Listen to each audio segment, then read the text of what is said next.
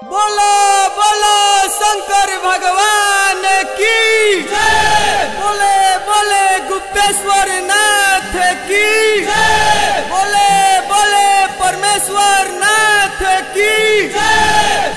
चलो तू देवे घर कान्हे लेके कांवर, बाबा कृपा से जिंदगी संवर जाई हो। चलो तू देवे घर कान्हे लेके कांवर, बाबा कृपा से जिंदगी संवर जाई हो। चलो तू देवे घर कान्हे लेके कांवर, बाबा कृपा से जिंदगी संवर जाई हो। बाबा कृपा से जिंदगी संवर जाई हो। जवन काम भय अधूरा सब हो जाई पूरा, डूबल भाव से नैया भर जाई हो। चलो तू देवे घर कान्हे लेके कांवर, बाबा कृपा से जिंदगी संवर जाई हो।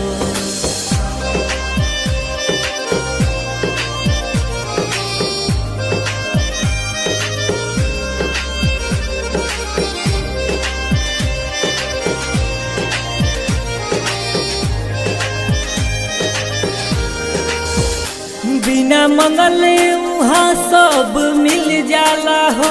सबके किस्मत के फूल वही जा खिल जाला हो। सबके किस्मत के फूल वही जा खिल जाला हो।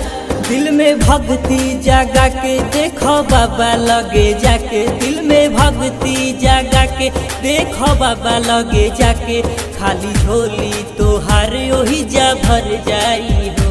चलो तू देवे घर कान्हे लेके कांवर, बाबा कृपा से जिंदगी संवर जाई हो।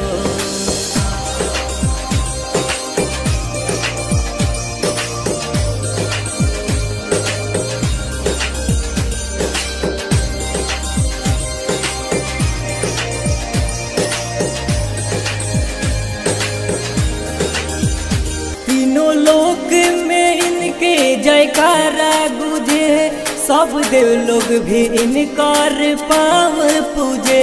सब देव लोग भी इनकार पाव पूजे। कहे आशीष प्रकाश नहीं कर ले निराश, कहे आशीष प्रकाश नहीं कर ले निराश, जे जवन सोची पूरा कर जाई हो। चलो तू देवे घर कान्हे लेके कांवर, बाबा कृपा से जिंदगी